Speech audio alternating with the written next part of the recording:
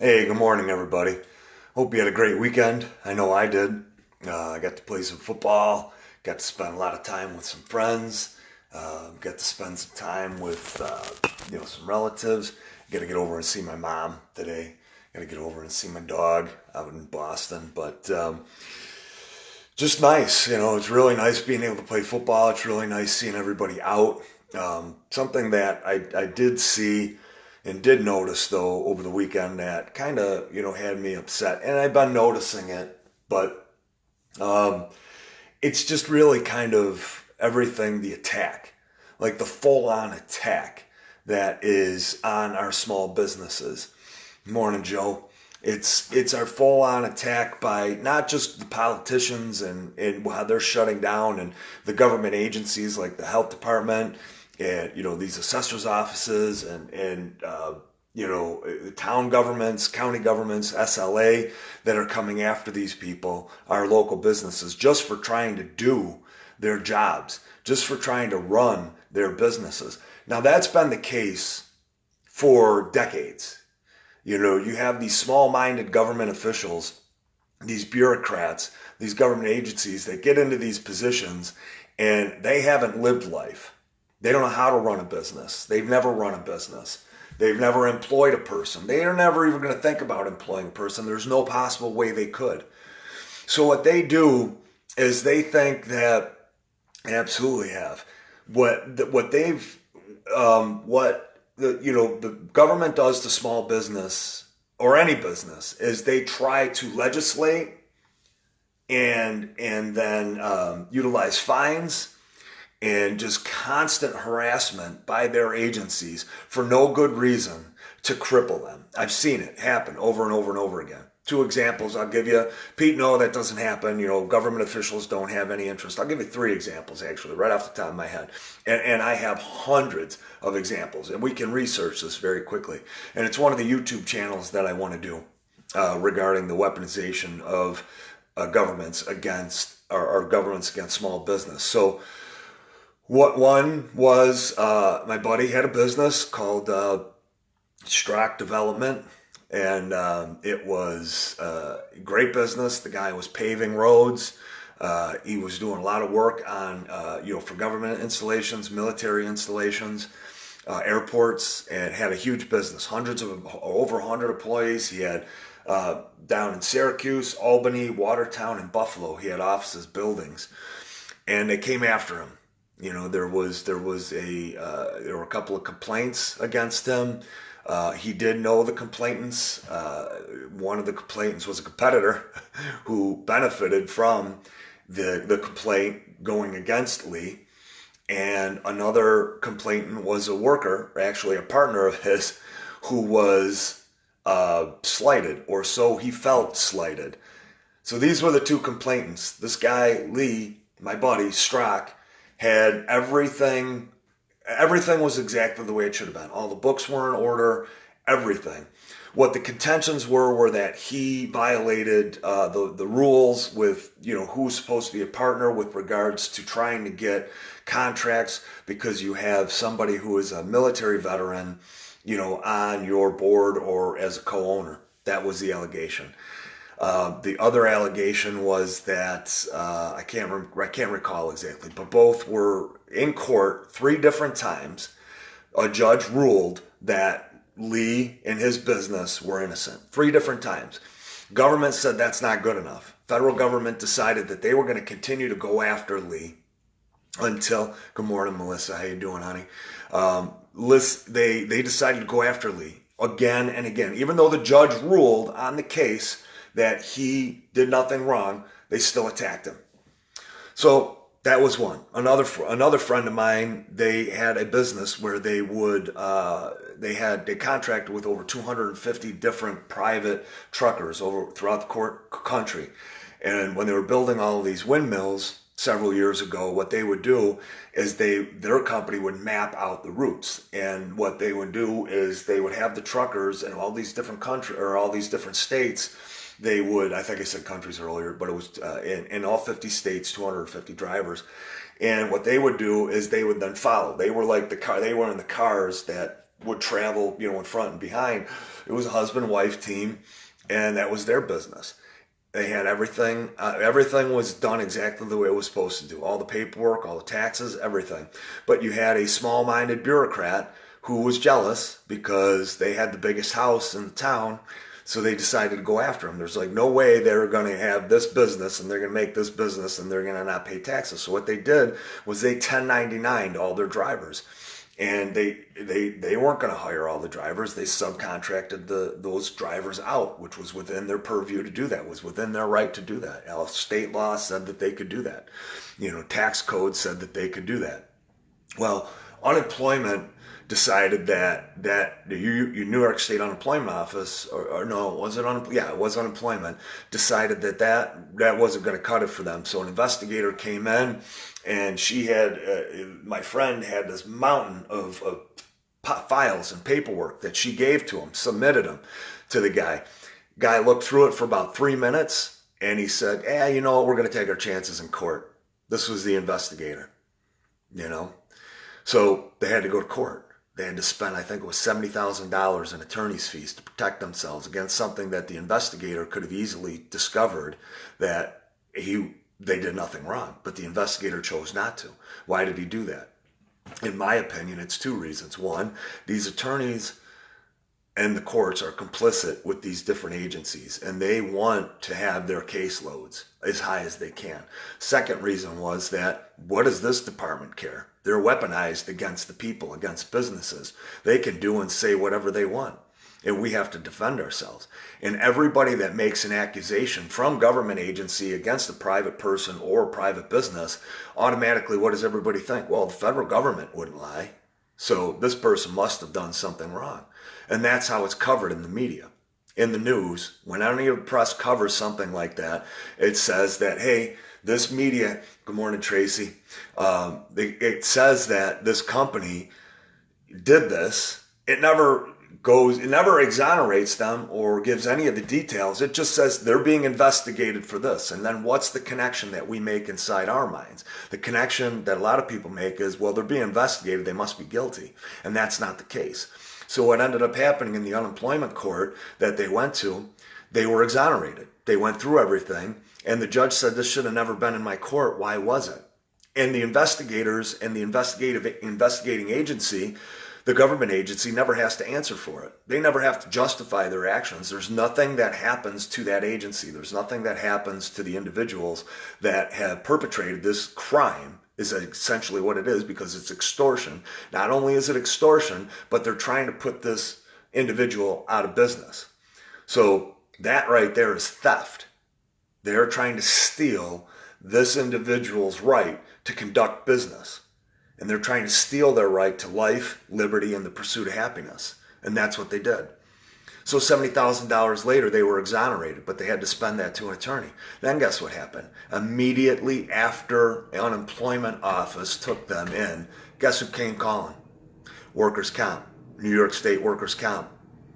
And my friend, she said, hey, here's stack of paperwork that we've got.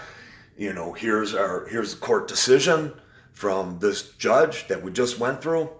And really convenient and timely that they received this phone call immediately after the decision was rendered with New York State Unemployment. And then she asked, well, don't you guys communicate? No, we don't communicate with one another. Oh, okay, yeah, I'm sure you don't. You just happen to be in the same building, on the same floor, right across the aisle, right across the hall from one another, but you don't communicate. So New York State Workers' Comp took them to court, and they said the same thing. We're going to take our chances in court. So they tried him again. Good morning, Penny. I hope you're feeling better, honey. I hope you had a great weekend. You deserve to smile, hon. But have a great week, too. Have a great day. But what happened was these people, they took them back to court. $70,000 they had to spend again to exonerate themselves, because government agencies are weaponized against the people. That's the second instance of a business that I know that, they tried to shut down for no good reason at all. The third instance, a friend of mine, he owns some real estate. He owned a cleaning business that employed over 100 people, and he owned he owned a bar. So what ended up happening was, and this is what these policies, this is where President Trump says that these government agencies should not be allowed to develop these policies, because what these policies are is they are essentially laws. And why I'm referencing this is because you have government agencies right now weaponized against all of us. You have the health department coming after people who should not be coming after. They are not a law enforcement agency. They're not. They're coming after us for not wearing masks. And now I just heard that Aldi has a sign that says they're not accepting money, and that's a whole other conversation. But you have different government agencies, layers of government agencies that are attacking all of us individually. That's why I'm referencing these. So my friend, he had the cleaning business, he had some real estate, and he had a bar. And some government agency, which I believe was the SLA, but I'm not absolutely positive, it could have been somebody else, they decided that they didn't like what this guy was doing. He had his cleaning business, he had over 100 people that were working, and they'd been working for the guy for a long time. Well, they decided to go after this guy. They didn't have anything to go on after him on with his private business, the cleaning business, because everything was above board. So what they did was, I can't remember how everything was structured or whatever the deal was and why it ended up impacting his cleaning business. But what they decided to do was they decided to go after his bar. And why they decided to go after his bar were for reasons like they didn't have big enough print about seating capacity in the bar, and that the sign itself was too big or it was too small. That menus that they had, I mentioned the menu. Oh no, the menus were a different issue. So what they did is this weaponized government agency, they made an arbitrary determination on what the fines were going to be. It was never voted on. People never voted on it. And they used those fines that they created. So per menu that this guy had, each fine was $10,000 per menu. They piled on all of these ridiculous fines that they arbitrarily created. $50,000 fine for the sign, I think it was. So his total fine amount, I think what he had mentioned to me, it was somewhere around like $500,000, which adds up quickly. And then it gets exposed in the media. These government agencies, they go out there and they expose this information, which again in and of itself is criminal, because what they know is public perception is going to be that this business is guilty. So these criminals, again, these terrorists, these people that are waging war on us from these government agencies, and that they do this to our friends and our family and our neighbors and these individuals who have worked so hard to start a business. But because they're so small-minded, they've got their little job and they've got to justify their existence, that they're going to attack every business owner that they can. What they do is they go out and then criminally put that information out there so that people think and they look at it and they go, oh, well, wow, this guy's got $500,000 in fines. He has $500,000. This guy must be a real scumbag, douchebag. And they're not understanding and realizing what's going on and what's really happening. What's really happening is the government agency has established arbitrarily, autonomously, all of these fines, these individual fines, which are ridiculously high, and then they've imposed them on this individual. And then when they can't pay those fines, they take them to court. So what they did to this guy, the third case, and like I said, I am aware of hundreds of cases that are similar to this, just here in Erie County.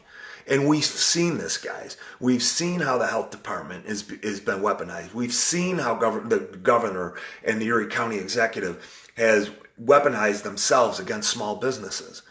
And they are shutting them down. They shut down, which bar was it down there by the arena? I can't remember the name of that bar, right at the very beginning. And they're shutting down bars, and bars are terrified to be open, not wearing masks or doing whatever, because the SLA and the health department have been weaponized by the governor's authority, and Poloncarz's authority. They're violating their constitutional oaths, and we're all allowing it to happen. But they're going after these private businesses, these small businesses, for not wearing a mask, or violating whatever social distancing rules. And the rules are absurd. Absurd. So getting back to my friend, All businesses were shut down. Over 100 people that he employed, they were starting to move up into managers' positions. He created the business from nothing. He had one cleaning job, and he grew the business to over 100 people helping. Now that guy's a genius. That guy should be supported. You know what? You know how he's living right now? He's living in the bar that used to be vibrant and robust over near what is it, Harlem. It's by Harlem and Clinton and that little neighborhood there. He's living in his bar that they're trying to take from him at this point, and his cleaning business was totally shut down. I can't remember exactly how it was associated and what they did and how it was all tied in.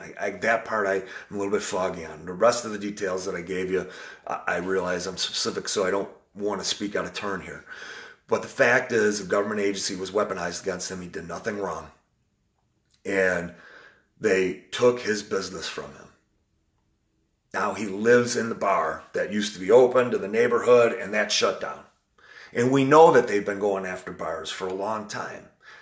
A long time government has been going after bars, and they're going after them now. They're making restaurant owners and bar owners' lives miserable. They're making every single small business owner's life miserable.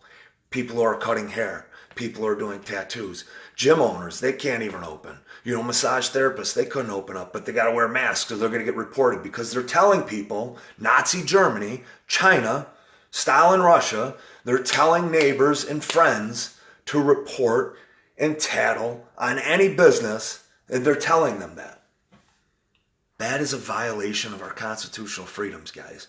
And when we sit back and we ignore, or we pretend that this stuff isn't happening, or we just allow it to happen and we say, thank God it didn't happen to me, and we don't stand up for just one of those people, that's how it gets to be as bad as it is right now. Make no mistake about it. I talked about this yesterday. Venezuela, my friend, she's here. She moved here from Venezuela. She escaped the communism that's down there. She goes, Pete, I am terrified, legitimately terrified. This is exactly what they did down there. They created disruption. They created division. They created chaos. And then they shut down the small businesses. They're using this fake pandemic. And again, I'm not saying that the virus is fake. We know the virus is real. We know that certain people have died. We know the numbers of people that have died are not that great. We know that. All of a sudden people can't use cash in stores, but they've been using cash for months. All of a sudden people have to be forced to wear masks, but they weren't wearing masks for months. People aren't dying. The number of cases are going up because they're testing more and all of the false positives that are there. Those are facts. Mainstream media has reported about the false negatives. New York Times reported on the false negatives. Several mainstream media sources reported on the false negatives. So you have more testing and you have false negatives. But they're using those things to justify taking cash away. Bill Gates said he wants a cashless society. That's what they want. They want everything to be digitized. The masks, that's a form of silence and fear. And they're going to use these numbers to justify the cases, even though the number of flu cases far outnumbers. If you're going to test everybody for the flu, those numbers far outweigh positive tests for COVID. So what they have figured out to do against all of us is they figured out that not only will we comply, like you had how many governors that said we couldn't believe that everybody complied with these orders. They weren't laws, they were orders. And people didn't need to comply. And they still know, these government agencies, these politicians know that constitutionally, if challenged, nothing will hold water. So what do? They empower their government agencies to go out and fine. But we have no recourse. Lawfully, legally, we have a recourse. We have a vehicle to do it, which I've explained before, and I'll get into it another time. Essentially what it is that you use the sheriffs to go after them because they violated their constitutional oath, but none of us are doing. People are doing it. James Kelly's doing it. This other individual, Elijah, he's doing it around the country, and it's working. But we're not doing it here, and we need to educate one another and support the different groups that are doing it.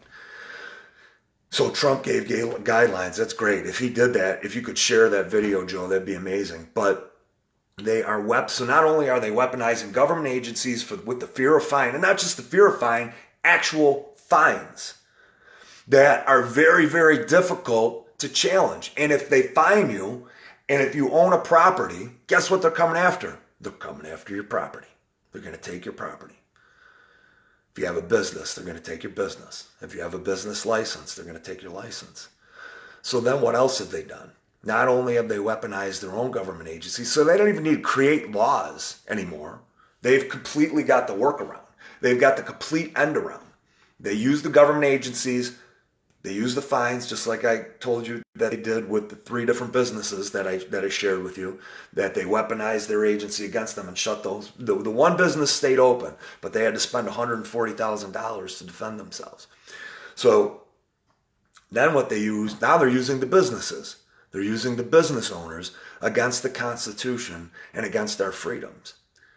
And yeah, is it illegal? What is it discriminatory? What these business owners are doing and these corporations are doing? Absolutely it is.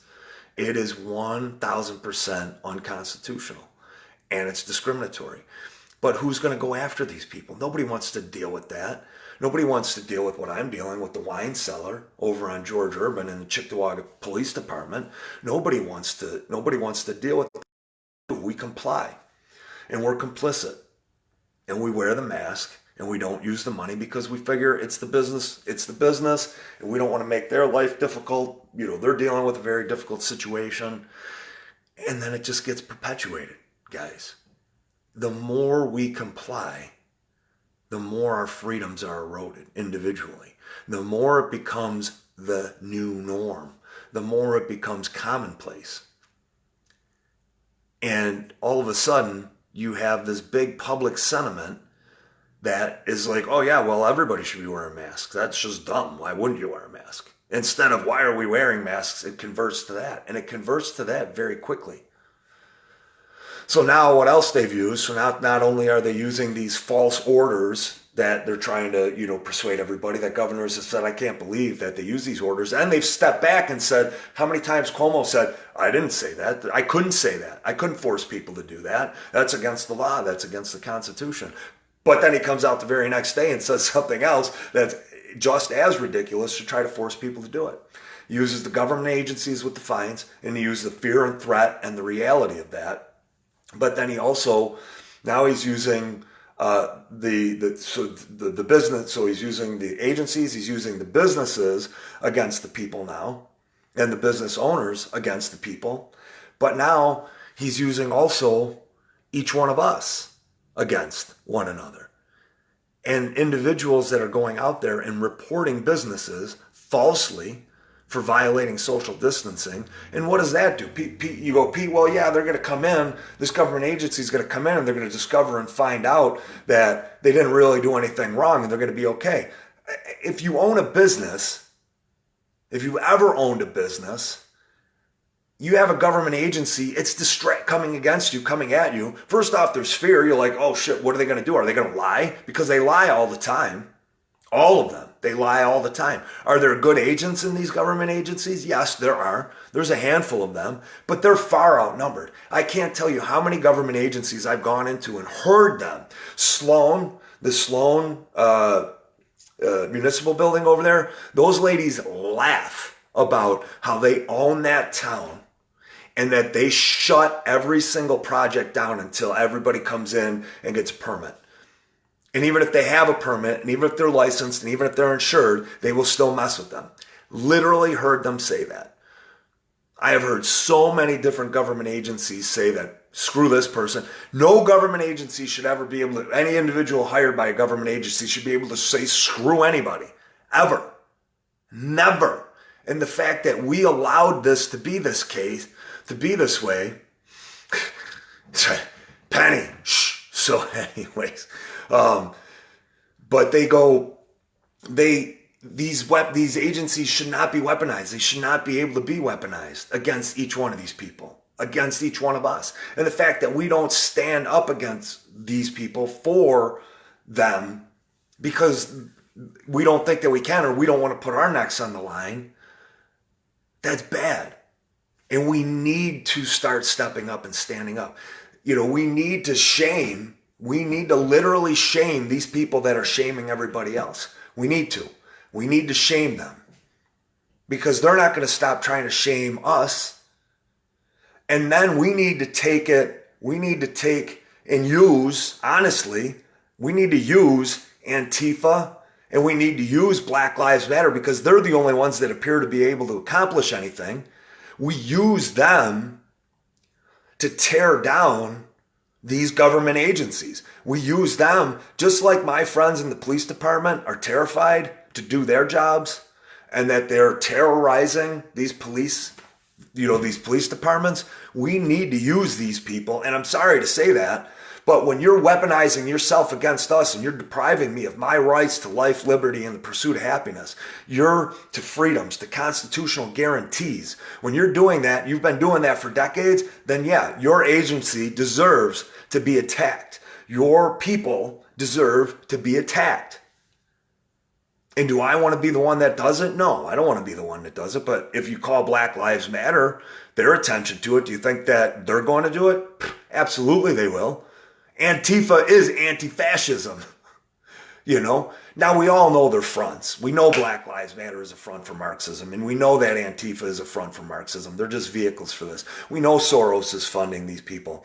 And I'm kind of joking about using it, but it would be amazing to use these entities to go to them and show them exactly what these government agencies, the things that they hate or they profess to hate, how they could go after them and bring those agencies down. Because it's only by protecting ourselves from local town governments who think it's their right to attack individuals and go after their property. These town offices, town officials, town politicians, county officials, county government agencies, county officials, state agencies, state politicians, state officials. We need to attack them and go after them. That's the only way. When we make it real for them, when we put the fear in them and each one of the minions, the lemmings at the lower bottom feeder level, just like law enforcement is terrified to do their job and is not doing their job, then maybe these people will be terrified to do their job. It's sick and it's sad what I see is going on. And it's wrong that we aren't able to do something about it and we don't come together. Like, I applaud the impeached, Governor Cuomo, the work that they're doing, Reopen New York, that group, Constitutional Coalition, I mentioned that, Restore Constitutional Freedom. Now, I haven't been able to be as active in those things as I normally would be because I have been involved a lot with Nurture and my construction business and family and friends that have been coming to me because they're struggling. But I want to get involved with those organizations more. They trusted me to be a part of their organization, so I want to be able to contribute in a real, relevant, and meaningful way. And all of us can do that too. Each one of us can make it happen, one little step at a time. Whether that is writing a letter, signing a petition, becoming active, exposing what is happening with these government agencies. If you have a story, share it with me. Because I do want to do the YouTubes. I'm trying to do the YouTube, the BitChute, and then here Facebook Live with the social media covering these things. The other thing that I'm trying to do is I'm trying to expose, the government for the failures in each one of these towns. I want to pick a street or I want to pick a plaza or a building that is just in complete disrepair and what the state has done to the owners of those buildings and what they haven't done, with the highways or whatever. And then, the weaponization, of these different government agencies against, individual businesses, that's the other thing. And then also exposing the tax fraud that is happening right now with schools not being open, with these towns having furloughed so many different people, and the state guaranteeing state employees money and their salaries, all while we're burdening this. We're the ones that are paying for this. All the people that are working, that had to work and were like, I'm making $600 a week and I'm busting my ass 50 hours. This guy was a gas station attendant, and no offense against gas station attendants or fast food employees, no knock on that, but making $800. I mean, who wants to do that? And not only that, but I was talking to a couple of individuals. People say, Pete, we don't pay 50% of our salaries and taxes. Yes, you do. When you add it up, you are an indentured servant. 50% of your taxes are going to the state and the county and everything else, local government. That's what it is. And I was talking to a couple people last night that they end up, the cashless stuff, Penny, is that they want to be able to eliminate what they see as the black trade, where people have cash and are able to do business where the government can't see it, where they can't tax it. That's why they're going after that. They want to be able to control everybody. If they control the money source, just like if they control our minds with not the vaccinations itself controlling our minds, but with fear, with vaccinations and a pandemic, that's what they want. If you can't earn money and go out and live and buy food because now you have to use their own credit, they could take away that money stream anytime they want. Just like in China. Look it up. Look what they're doing to their people. So that's why they want the cashless stuff. They're saying that it's dirty and carries germs, even though they said it can't transmit, surfaces. They said that, but now cash is a danger and a hazard all of a sudden. But anyways, I kind of got off tangent there. I forget where I was going, but these government agencies taxing us. Oh, that's what it was, 50% of our taxes. And then my two friends, they're like, yeah, if I work 50 hours, I'm good. And this applies to all of us. If we work 50 hours, we make a little bit more money. We work 60 hours, we end up making less money than we did if we worked 50 hours. That's how much money they are taking from middle class, lower middle class, upper middle class, lower upper class people.